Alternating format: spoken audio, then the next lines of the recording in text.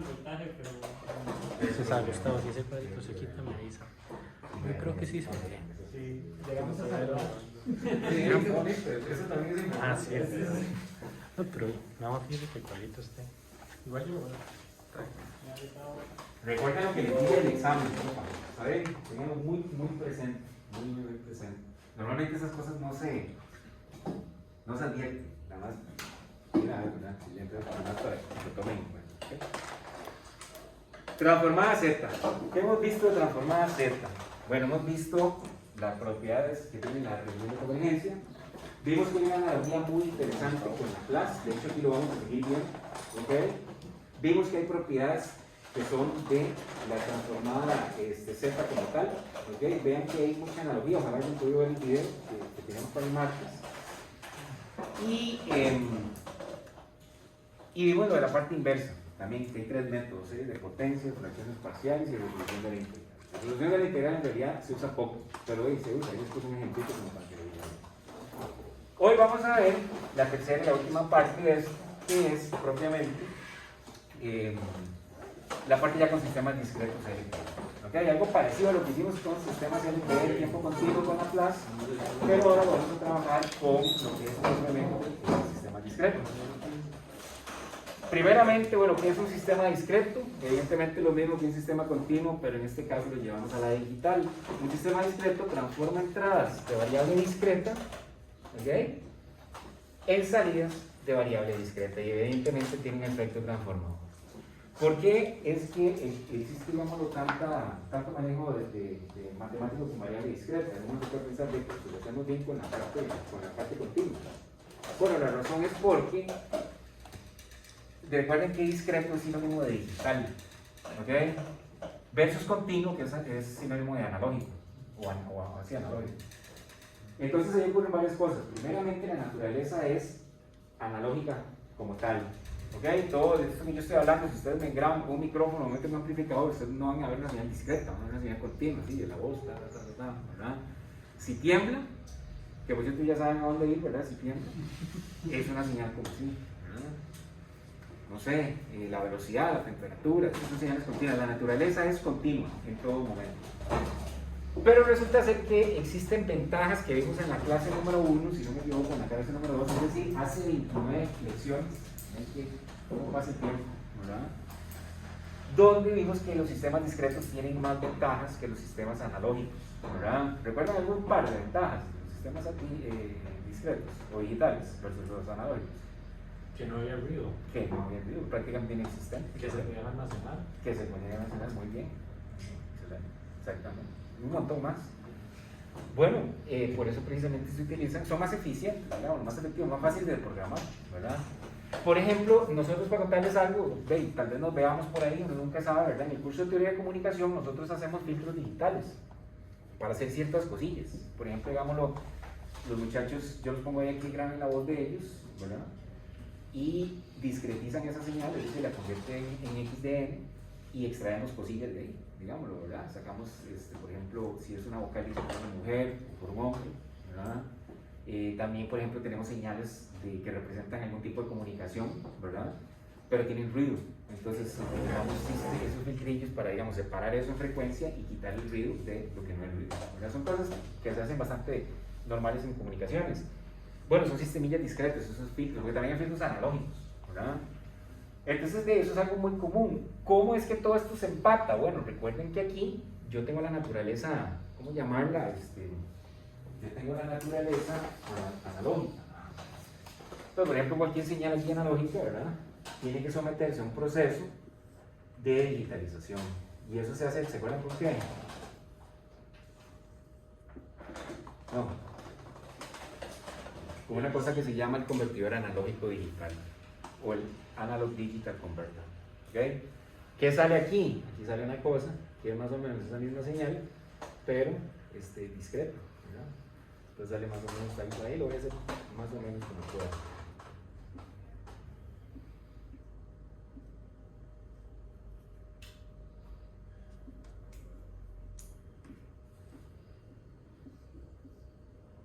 Mira, no me quedó tan fea. ¿Okay?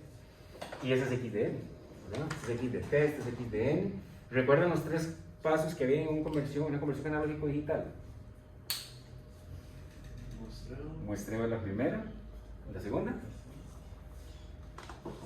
La segunda es cuantización y la tercera es codificación. ¿Ven? Código. Igual, no se preocupen, cuando lleguen ahí a telecomunicación van a montarse uno con Python, calidad ahí para que vean el procedimiento cuando pasa. Y bueno, entonces ya cuando tengo mi señal así ya discreta, la puedo someter a un filtro digital, a un sistema de control digital. Ustedes llevan cursos de control automático. Bueno, el control automático es continuo o discreto, ¿verdad? O control digital también. Y a la salida, pues evidentemente van a obtener algo ahí, digamos, ¿verdad? Y ese algo, evidentemente, tenemos que devolverlo al mundo analógico. ¿Cómo se hace eso? Eso se hace con un Digital Analog Converter. ¿Okay? Y entonces aquí, no sé, era una cuestión de filtrado. Ahí no se viene, filtró ahí, eso es lo que nos interesaba, esa cosa, digamos. ¿Okay? Entonces, eso es la historia por la cual los sistemas discretos se utilizan mucho, ¿verdad? Y evidentemente uno necesita herramientas para poder modelar esta cosa que está aquí, ¿verdad? Y también para trabajar con este tipo de señales. Para trabajar con este tipo de señales, principalmente la herramienta que se utiliza es la transformada de Fourier. Pero la transformada de Fourier no la continua, sino la discreta, ¿verdad? Esto se usa la transformada de Fourier discreta, que es muy parecida a la Z, solo que en lugar de una Z lo que tengo es un exponencial, como lo tengo en la transformada continua. ¿Okay? Pero bueno, si ya en cursos de DSP, ahí lo veremos con detalle. Y ya para modelar este sistema propiamente como tal, debemos recurrir a lo que es una herramienta para modelar sistemas en tiempo discreto, y esa es la transformada Z. ¿Okay? Y eso es lo que nos compete en este momento, entender más o menos cómo funciona. ¿De acuerdo? ¿Cómo lo vimos con Laplace? Esta es la forma en la cual yo represento mi sistema, con estas ecuaciones. Ven que lo que yo tengo aquí es a mi y de z, que es la transformada de Laplace, de z, de la salida, de y de n, y tengo a mi x de z, que es la transformada z de la señal de entrada. ¿Ok?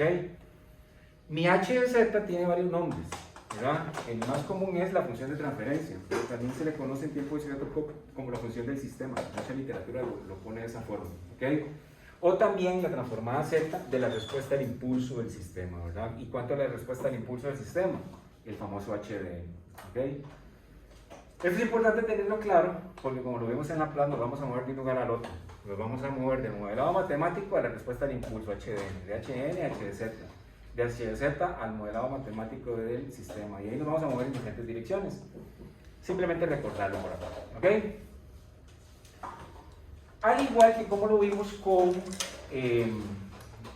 tiempo continuo, resulta ser que nosotros tenemos propiedades importantes en sistemas discretos: la causalidad, la anticausalidad, la estabilidad, etc. ¿Okay?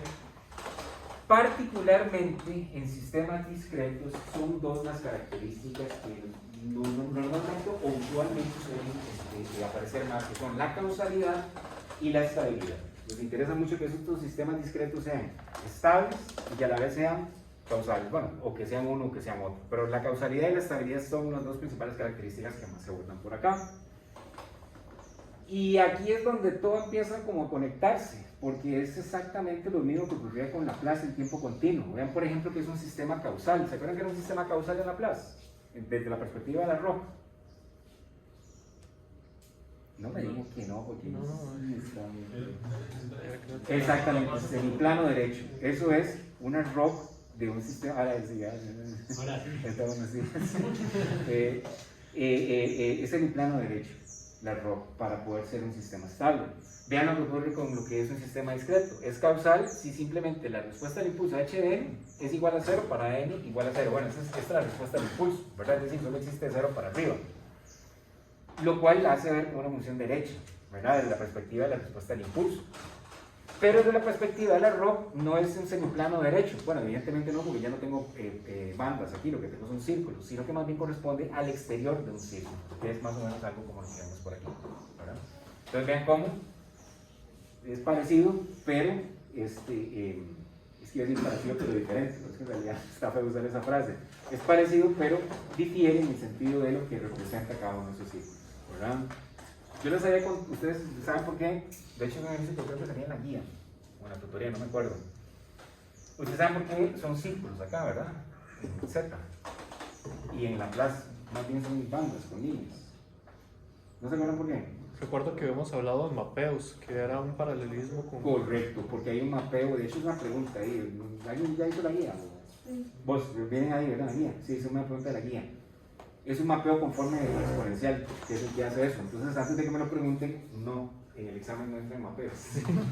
Pero ese mapeo simplemente es una forma de refrescar el por qué en Z yo tengo círculos y por qué en Laplace yo tengo líneas. ¿Okay? Simplemente eso, ¿verdad? Entonces ven que es como análogo, ¿verdad? Semiplano derecho en Laplace, continuo, círculo exterior en Z discreto. Primera característica, ¿verdad?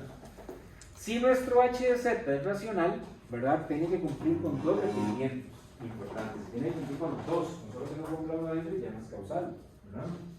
Entonces, ¿cuáles son? Bueno, el primero, y ya sabemos, de todas, el arroz tiene que ser el exterior del círculo, ¿verdad? Fuera el polo más externo, eso estamos claros. Pero desde la perspectiva del orden del polinomio, ¿okay? El orden del numerador tiene que ser menor al del denominador. ¿Okay? Tienen que cumplirse los dos en funciones racionales. ¿De acuerdo? Por ejemplo, este casito que está acá es causal. Esta función que está aquí, ¿es h de z? No, ¿por qué? No está eso. Está rellenado. Ok. Es causal, esa función sí, que ven ahí. No, ¿por qué? Y como, imagínate que tenés que decirlo en el examen. Porque el orden del numerador Ajá. es mayor. Ajá. Exactamente. Excelente. Así tenés que escribirlo en el examen, ¿verdad? Entonces, el orden, muchas gracias. Por cierto, ¿cuál es tu nombre? Armando. Muchas gracias, Armando. Orden del numerador es mayor que el orden del denominador. Ya con solo eso, no nos interesa saber nada del error, porque ya no cumple con eso y es una función racional. Entonces, ojo con ese detalle, ¿verdad? Entonces, ¿qué es? Es no causal, ¿verdad? Que recuerden que no causal no es lo inverso a causal. ¿Se recuerdan eso? Les comenté, ¿verdad? Ser no causal es simplemente que no cumple con los requerimientos de causal, ¿verdad? Pero lo opuesto a causal es la anticausalidad, ¿verdad? Entonces, básicamente aplica el mismo concepto, pero al revés, ¿verdad? En este caso, es cero, pero para lo que es n mayor a cero, es decir, desde la perspectiva de la respuesta del impulso es izquierdo, y semiplano izquierdo. Aquí sería este círculo interno, básicamente, ¿verdad? Entonces, vean que es casi que como en tabla, ¿verdad? La estabilidad, básicamente, es, ¿se acuerdan cómo era estable en Laplace? Incluía el eje dicotomía, excelente, muy bien. Esos conceptos son vitales, ¿verdad? Me preguntabas que cómo salvar la cuestión. Esos conceptos hay que tener, pero así, ¿verdad? ¿Qué pasa aquí? Bueno, aquí es estable, si más bien la región de h de z incluye al círculo unitario. Aquí tenemos el círculo unitario negro y vean, por ejemplo, este caso de región de convergencia, ¿verdad? Me preguntaban ahí en la mañana, por ejemplo, profe, entonces eso significa que no puede ser estable y causal. ¿Ustedes qué opinan? ¿Puede existir un sistema que sea estable y causal? Sí, ¿por qué? Contando. Porque puede ser exterior. Exactamente, puede ser exterior, puede ser que el circulito sea una cosa como esta. Que más bien la región de convergencia sea esta, ¿verdad? Aquí están, perdón. Y aquí está nuestra región de convergencia. ¿Lo ven? Olvídense de la imagen del fondo. Entonces ven, ¿cómo se dice? Es estable porque la región de convergencia incluye al círculo unitario, pero adicionalmente es círculo externo, entonces puede ser causal. Entonces, eso es un juego, básicamente, ¿verdad? Puede ser que sea solo causal, pero no estable, puede ser que sea estable, pero no causal, o puede ser que sea causal y estable a la vez. Ese es el juego, ese es el nombre del juego. Para que no vayamos viendo cómo es la caracterización de estos sistemas discretos. Como nosotros teníamos ecuaciones diferenciales para modelar a los sistemas en tiempo continuo, en sistemas en tiempo discreto recurrimos a otro instrumento matemático. Ese instrumento matemático es muy similar a las ecuaciones diferenciales en tiempo continuo, pero en tiempo discreto se conoce como las ecuaciones de diferencias. ¿Okay? ¿Cómo es una ecuación de diferencias? Básicamente tienen como esta formilla que ven ahí, ¿verdad? Muy importante, en alguna literatura la ecuación de diferencia la representan tal cual la ven aquí, ¿verdad? Como con los y a la izquierda y con los x a la derecha, ¿ok? En alguna literatura la hacen simplemente y igual a todo el show de cosas, incluyendo salidas pasadas y entradas pasadas, es decir, y de n menos 1 y x de n menos 1, menos 2 o lo que sea, ¿ok? Para que digamos no crean que digámoslo, sea un error o algo así. De hecho, como ustedes la representan de esta manera, está bien. Si por ejemplo se le dice representa la ecuación de diferencias del sistema, indicando cuánto equivale, cuánto es y de n, ahí sí tal vez la ponen en términos de n, ¿no? Y de n igual. Sí, señor. ¿Usted va a subir esta presentación? Sí, claro. Perdón, se me olvidó decirles al puro principio. Al igual que la pasada, yo le voy a subir la pizarra. Copien lo que quieran, pero igual lo van a tener ahí y ya tengo los apuntes aquí. Entonces, no voy a prácticamente poner nada diferente.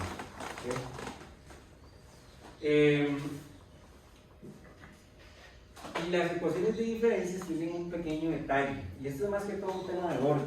¿Okay? Las ecuaciones de diferencias, como tales, no le dicen a uno absolutamente nada de la región de convergencia. O sea, como que yo vea esta ecuación de diferencia y diga, ah, mira, esta es círculo externo. O, ah, no, mira, eso es un anillo. O no, eso es círculo. No me dice nada.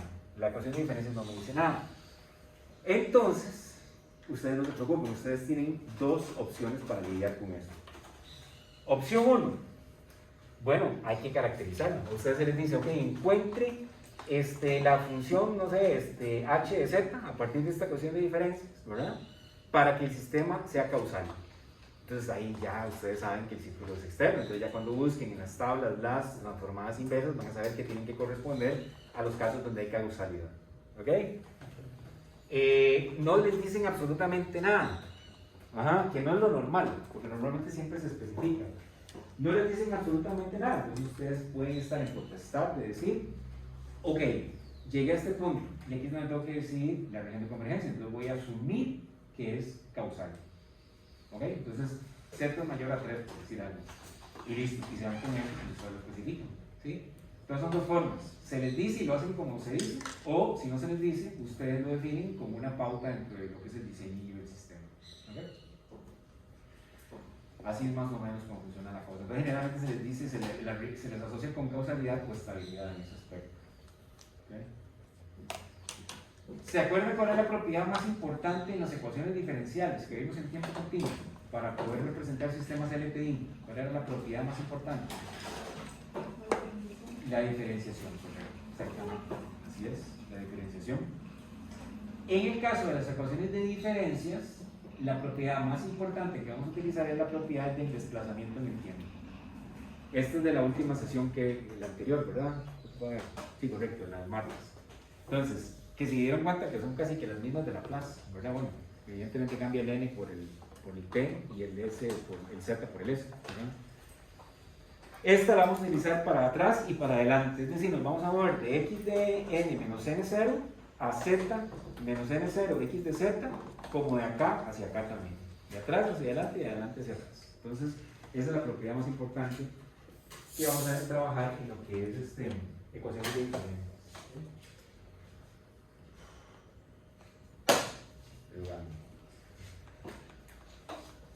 Ahí tenemos un pequeño ejemplo, ¿verdad?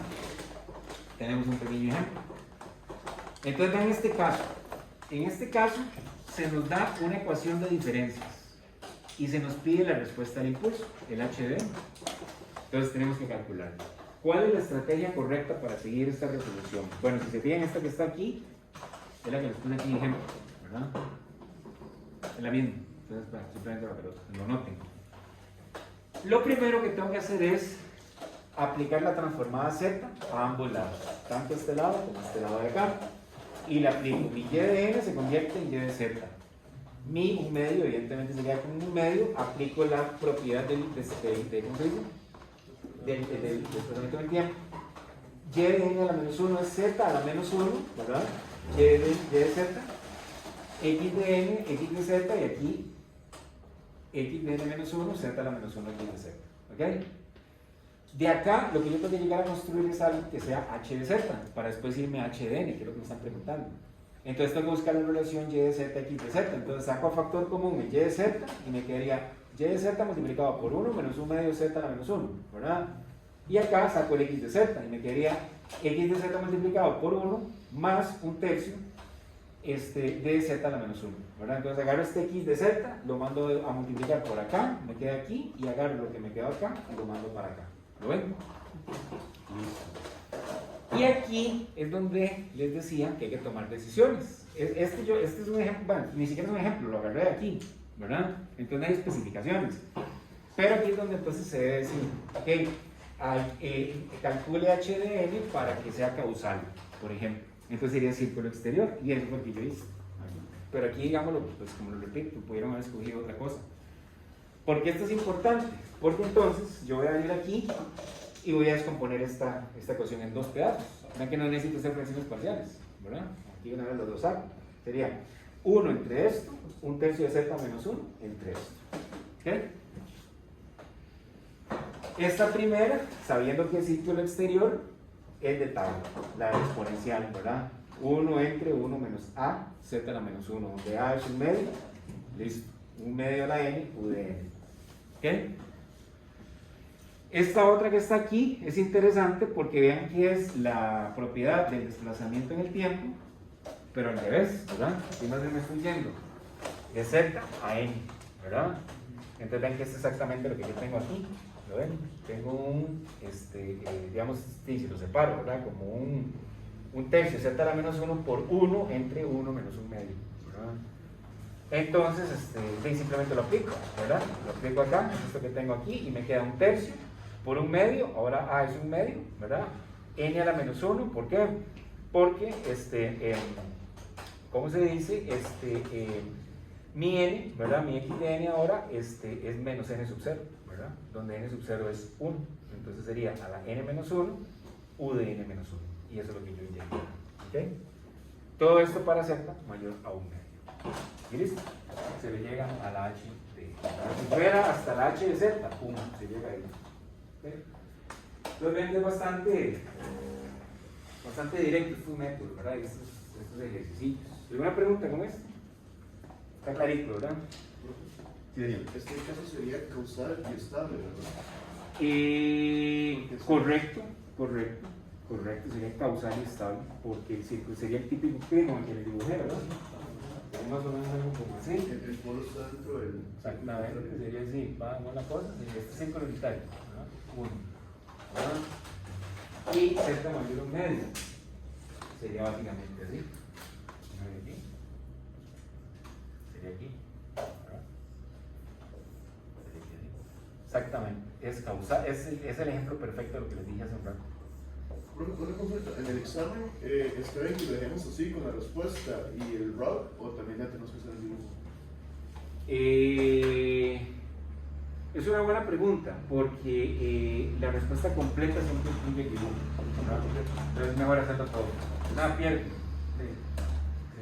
Mejor hacerlo todo. Perfecto. Aquí tenemos otro caso, que es más bien cuando nos dan h de z y nos piden la ecuación de diferencias, que es como un toque al revés, digamos, ¿verdad? Partimos de h de z, este es todavía más fácil, digamos, ¿verdad? Partimos de h de z, lo dividimos como y entre x, ¿verdad? Esta x pasa a multiplicar acá, esta y pasa a multiplicar acá, ¿verdad? Aquí me quedaría entonces x de z por 1 más z menos 1, aquí me queda toda esta cosa que está aquí por y de z, y multiplico cada uno de los términos, ¿ok? Cada uno de los términos. Y posteriormente a eso saco transformada z inversa.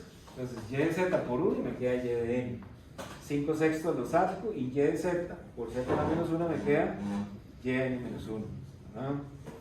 Y ahí con todos, aquí y de n menos 2, aquí x de n y aquí x de n menos 1. ¿Verdad? Y listo, ahí está pura vida. Y lo que les decía, si se les especifica que lo den en términos solamente de la salida, tenemos que despejar el y de n. ¿Verdad? Esto es importante porque no lo vamos a ver acá, pero en el diseño de cierto tipo de dispositivos discretos como los filtros digitales existe un concepto que se llama la recursividad. ¿Okay? Un sistema recursivo, si la salida, ¿verdad? depende de salidas pasadas, ¿verdad? Entonces vean que por ejemplo en este caso la salida depende de salidas pasadas, ¿no ven? Un instante anterior, otro instante anterior. Entonces por ejemplo este es el típico caso de un sistema recursivo. Un sistema no recursivo es básicamente lo contrario, el que no depende de salidas pasadas, ¿verdad? Entonces evidentemente no es este el caso. Pero bueno, se los comento solamente como una característica interesante de los proyectos digitales. Ok. Ya casi terminamos el curso, ¿verdad? No la clase. Ya estos son los últimos temitas. Evidentemente nos interesa caracterizar sistemas discretos. La forma de hacerlo, la forma correcta es a través de lo que es el diagrama de bloque. ¿Ok? Entonces ustedes probablemente van a tener diagramas de bloques que representan sistemas discretos, o al revés, ecuaciones de diferencias que representan diagramas de bloques. Entonces es muy probable que tengamos que ir de uno a otro y aprender cómo se diferencian, ¿verdad? Las operaciones son súper simples y yo creo que el diagrama también. Aquí simplemente se los comento. ¿Ok? El primero es el que llamamos el sumador. ¿Ok? En el sumador, básicamente es un circulillo con un más y entra x1 de n y x2 de n. ¿Y cuál es mi salida y de n? X1 de n más x2 de n. Sumadorcillo ahí discreto, ¿verdad? Hay dos multiplicadores, el de constante y el de señal. El de constante es básicamente cuando lo multiplico por un numerillo. Ese a podría valer 1 medio, podría valer 5, podría valer 8, podría valer 12.5, ¿ok? Y mi salida es esa constante multiplicada por la señal de entrada, x de n, ¿ok? El multiplicador de señal es básicamente el mismo concepto que tenemos de la sumatoria, pero más bien es multiplicación, una operación que se ejecuta acá. Entonces aquí sería x1 de entrada, x2 de entrada, salida x de n, x1 por x2. Y aquí simplemente se le pone la x, ¿verdad? A veces, por ejemplo, cuando digamos una de las señales es negativa, se suele poner un menos, por ejemplo aquí, ¿verdad? Un menos aquí o un menos acá. Entonces, nada más ahí para que lo tengan presente. Tenemos el retardador y el adelantador. El retardador es básicamente el que me mete este bloquecito de z a la menos 1. ¿Ok? Entrada x de n multiplicado por z a la menos 1, salida y de n, x a la xn menos 1. ¿Ok? Y el adelantador, evidentemente, es lo contrario, ¿verdad? Sería, ahí no se pone ni el 1, yo lo puse solamente como para... Arriba, en uno es menos 1, en otro es más 1. No se pone, con solo que pongan la z suficiente, eso es un adelantador. Y mi salida sería, evidentemente, xn menos 1. Con todos estos elementos, nosotros podemos estar en capacidad de caracterizar un sistema, ¿verdad? Es decir, a partir de diagrama de bloque, poder llegar a construir la ecuación de diferencias que lo representa, o al revés, con una ecuación de diferencias que representa un sistema, entender cómo es el diagrama de bloques. Aquí tenemos, por ejemplo, un par de casillos, ¿verdad? Un par de casillos. Esto, pues a veces es mejor hacerlo a mano, ¿verdad? Porque uno va paso a paso para que ustedes entiendan, pero como lo tenemos aquí escrito, lo que hice fue que le puse numerillos, para que ustedes vean paso 1, paso 2, paso 3, ¿ok? Entonces aquí tenemos esta cosa sencilla de diferencia. Es la misma, ¿verdad? No, ¿ok? Tenemos esta casilla de diferencias. Vean que está, definitivamente esto hay que hacerlo, en este caso, ponerlo en función de la salida. ¿Ok? Entonces aquí sí hay que ponerlo primero y de n. Lo segundo es cómo entender qué cosas hay en común, si hay alguna constante en común o algún tiempo en común. Entonces aquí ven que el medio pareciera ser común a estos dos, entonces lo saco y lo multiplico por cada uno de estos dos elementos, x de n y x de n menos 1. Hasta ahí todo bien, ¿verdad? Y entonces lo que yo hago es que me vengo de derecha a izquierda en numeración. Primera parte, segunda parte, tercera parte. Primera operación, segunda operación, tercera operación. ¿Ok? Siempre es en ese orden, profe. Generalmente es en ese orden, así es. Generalmente es en ese orden. ¿Ok? Dejando las X a la derecha. Normalmente lo haces de esa forma, así es. A veces tienes que cambiar algunas cosillas, pero te vas a dar cuenta cuando llegas aquí que decís cómo rayos meto esa señal aquí y te das cuenta que tal vez haría mejor sacar un X o sacar una... O sea, no te digo que así sea siempre, pero es la forma que generalmente es. Pero sí, esa es más o menos la lógica que se sigue. Parto de x de n, que es este que tengo acá. Entonces, ¿cuál es mi primera operación interna? Sumar x de n con x de n menos 1. ¿Ok? Entonces, de ahí lo hago aquí. Vengo mi x y lo sumo acá. Y yo digo, ok, por acá viene x de n y por acá viene x de n menos 1. Listo, ya lo tengo acá. Aquí tengo la operación 1. ¿La ven ahí? Listo. Siguiente, el resultado de esta cosa, miren los meses a la izquierda, se multiplica por esa constante que es un medio. Pum, meto aquí ¿cómo se llamaba? El multiplicador de 1 por constante. ¿Okay? Siguiente operación, una suma. ¿Una suma de qué? De eso que ya tengo ahí, que ya viene, que es básicamente lo que tengo aquí, con esta parte nueva que más bien ya no es con X, es con Y. Y es básicamente la salida en un estado anterior. ¿Ok? Entonces agarro aquí la salida, ¿verdad? Le meto ese retardo y la multiplico por un cuarto aquí. Y pum. Y entonces aquí está ya la tercera parte. Y entonces y de n ya tiene lo que es la suma de lo que viene por acá, que es todo esto que está acá, de lo que viene de la salida, que es esto que está acá. Y tengo mi y de n. Entonces, esa es la forma que normalmente lo hace. Como dijo el compañero, ¿cuál es tu nombre, verdad? Nadir. Como dijo Nadir, siempre es así, bueno, generalmente, ¿verdad? Donde podría presentar alguna variación es en la complicación para que esto quede bonito, ¿verdad? Porque a veces pasa que de repente uno, digamos, se da cuenta y dice, no, mira, es que para tirar ese bloque tengo que tirar aquí una línea, ¿verdad? Como rara ahí para allá, ¿verdad? A veces pasa. Entonces usted lo que tiene que hacer es devolverse un paso y analizar a ver qué se puede sacar, algo que va ahí más o menos, ¿verdad? Y entonces armar. ¿Sí? Pero generalmente es así. Siguiente caso, el sistema retroalimentado, donde yo tengo un sistemita acá, otro acá, y es retroalimentado, y ahí lo entro con una suma. Vean que aquí tenemos este menos, ¿lo ven? Ese menos que está ahí es precisamente lo que les decía, que a veces se coloca ahí el menos. ¿Okay? La función de este sistema, ¿verdad? Salida entre la entrada, es esta que vemos aquí, H1 de Z, 1 más H1 de Z, H2 de Z. Esa es la función. Hay sistemas que son clásicos, este es clásico, se usa mucho en control digital, también ese tipo de sistema. Y una cosa que se les puede preguntar a ustedes es, por ejemplo, y demuestre esto, o encuentre este, H de Z. Cualquiera de las dos preguntas es válida, ¿sí? Aquí se usa una estrategia, ¿verdad? En línea con lo que Nadir comentaba, además, ¿verdad? Como es una buena estrategia para hacerlo bien. Sí, pues vean, aquí la puse en verde. Uno pone, digamos, los señales que no tiene, pero le pone nombre como para facilitar la operación. Aquí le pusimos esta salida E de Z. Pero ¿cuánto es E de Z? E de Z es X de Z menos Y de Z por H2 de Z. ¿Lo ven aquí? Aquí. ¿Listo? ¿Cuánto es Y de Z? De Y de Z sería todo lo que viene por acá, que es EZ multiplicado por H1 de Z. Y eso es Y de Z. ¿Verdad? Entonces, uno lo que hace es que entonces agarra todo esto que está aquí, este E de Z, y lo mete acá. ¿Verdad? Entonces mi Y de Z sería H1 de Z por todo esto que está aquí, que es esto que ven aquí. ¿Ok? Se hacen las multiplicaciones, va, y nos da todo esto. H1 por X de Z menos H1 por Y de Z, H2 de Z. ¿Ok? Ordenamos de un lado las Y de Z y ordenamos del otro lado las X de Z, y ven que aquí, por ejemplo, sale factor común la Y de Z, y nos queda 1 más un H1, H2, que sería este H1 y este H2 que está aquí. ¿Verdad? Y ven que ya aquí tengo Y de Z, H de Z, entonces esta cosa que está aquí simplemente la paso a dividir acá y llego aquí está. Y vean que es exactamente la que se propone. ¿De acuerdo? Pues ahí la clavecilla es esa, es como si ustedes tienen un sistema ahí con muchos ¿cómo se dice?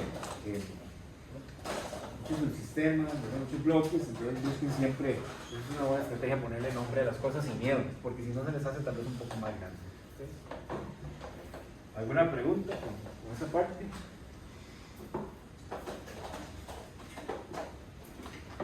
Manejable, ¿ah? Y ahora sí, el último tema que tenemos para acá es la transformada Z unilateral. ¿Okay? ¿Qué es la transformada Z unilateral? Bueno, evidentemente la transformada Z, pero aplica el mismo concepto que vimos en Laplace, que es que en lugar de menos infinito a infinito es de 0 a infinito, ¿verdad? Y la expansión en series de potencias de la inversa de x de z no puede contener términos de potencias positivas, ¿verdad? Lógico, ¿verdad? Porque n serían positivos, entonces si fueran negativos serían menos, ¿verdad? Entonces serían positivos, pero como solo pueden ser negativos, entonces, como solo pueden ser positivos, siempre van a ser menos 1, menos 2, menos 3, no pueden tener términos positivos. Para que x de z sea unilateral debe cumplir de nuevo con dos cosas que son muy similares a las que vimos anteriormente. Primeramente, evidentemente, solamente existe el ROC para exteriores, ¿verdad? Para el círculo exterior. Y el grado del numerador tiene que ser menor al grado del denominador. Lo mismo que vimos hace un ratito con el tema de causalidad, ¿verdad? Hay dos propiedades nuevas que se ven por aquí, que son la propiedad del retardo temporal y la propiedad del adelanto temporal. Eso sirve mucho y es muy común en sistemas discretos, por ejemplo, cuando yo tengo dos señales discretas que tienen alguna relación entre ellas. ¿Okay? Por ejemplo, cuando yo tengo una señal que depende de otra señal y me piden la transformada Z unilateral de esa señal. Yo como un trabalenguas, ¿verdad? No se preocupen, ya lo vamos a hacer un ejercicio de eso. ¿Okay? El retardo temporal es este que vemos aquí, x de n menos k, z a la menos k, x de z más los elementos de k. Si k vale 5, aquí van a ser 5 elementos, ¿verdad? Si k vale 2, aquí van a ser 2 elementos. ¿2 elementos de qué? De básicamente de mi x evaluada no en n, sino en menos n, multiplicado por z a la n. Y el adelanto temporal es básicamente la misma historia, solo que cambian los signillos. Esta menos k se convierte en k, este más se convierte en menos, este menos n se convierte en n y este n se convierte en menos n. Cambian todos los signillos. Pero digamos, como yo sé cuando es un retardo, un adelanto y no un adelantamiento. Se te especifica. O sea, a vos te va a dar cosas como estas. A vos te va a decir, dado un x, no sé, ya, te va a poner un problema, ¿no? Para explicarte algún problema. Ese que está ahí. Ve este problemilla. Este problemilla lo que le dicen a uno es calcule la transformada Z unilateral de estas señales, ¿verdad? Pero en realidad es una señal, es esta que se llama x2 a la n. Lo que pasa es que x2 a la n es x a la n menos 2. A la n menos 2, x de n menos 2. ¿Sí? La pregunta que vos te haces aquí es, ¿y quién es x de n? Bueno, lo que están dando. X de n es a de n. Lo que les decía, es una relación entre señales, ¿verdad? Pero ojo, Nadir, que aquí te lo están dando. Entonces, ¿de qué tienes que aplicar aquí? Del retardo temporal.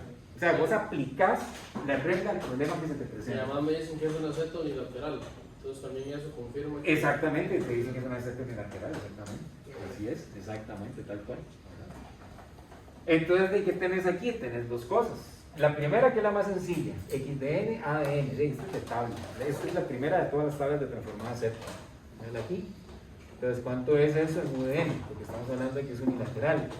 De esto, ¿verdad? 1 menos az a la menos 1. Listo, ya tengo mi x de z. ¿Sí? De tabla.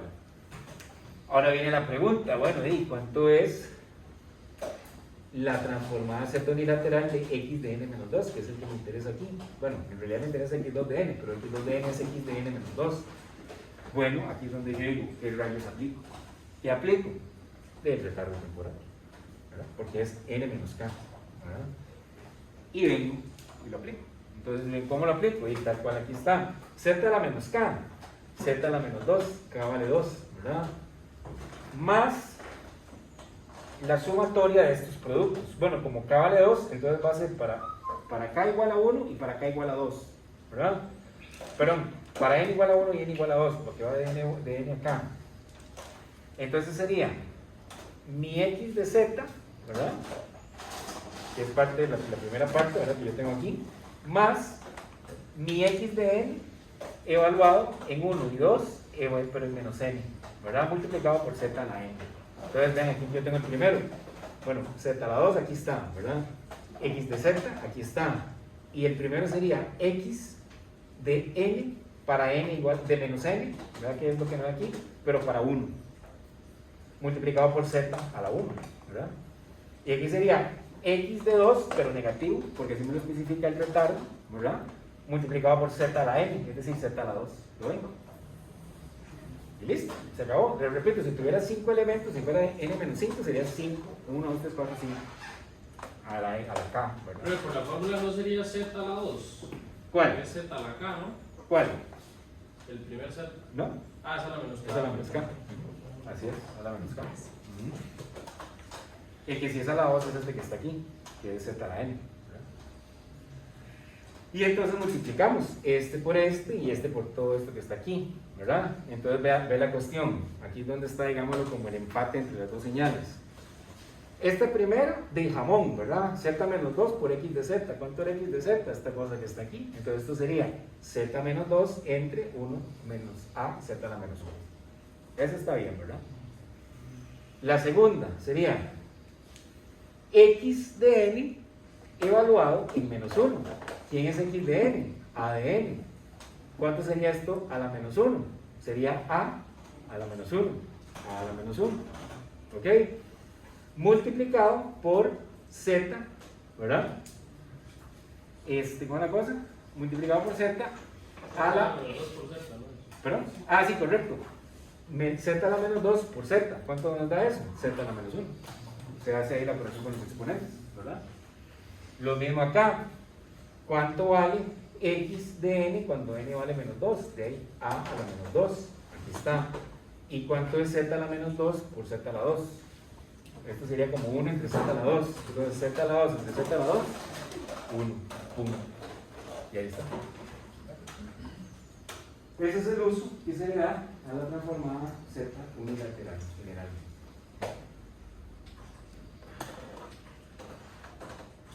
¿Preguntas? Profe, es que yo tengo una duda. Sí, señor. Uno cuando en el plano, por ejemplo, pone, bueno, en T, U de T menos 1, eso es acá, ¿verdad? Correcto. Digamos, No. del eje hacia adelante, digamos. U de t menos 1. Ajá. Digamos que empieza en 1. Ajá. Eso se le llama un, Eso es escalón. ajá, pero me refiero, es un atraso porque se adelanta con respecto a donde estaba, digamos. Así es. Y aquí sería porque estuvo antes, entonces sería un retraso, a pesar de que está atrás. ¿Es así? Sí. Ah, ok, es que eso me tenía confundido, como cuando uno se mueve hacia adelante, eso en realidad es un atraso. Claro. Eso es lo que... Velo en el tiempo. Si vos en este momento, digamos, si este es el segundo 0, y yo le digo, ok, 0, 1, 2, 3, 4, y vos ahí te metes, Ajá, pero yo ya me metí en 0, vos estás atrasado. sí. O sea, yo primero y vos después. ¿Me explico? Sí, sí, Ok, eso es. así es. Ok, ya, ya. Listo. ¿Qué más, muchachos, muchachas? Es una pregunta, pero no lo puse. Un discurso. Ya acabo. Ya terminamos. Sí, que me puedo dar, ¿eh?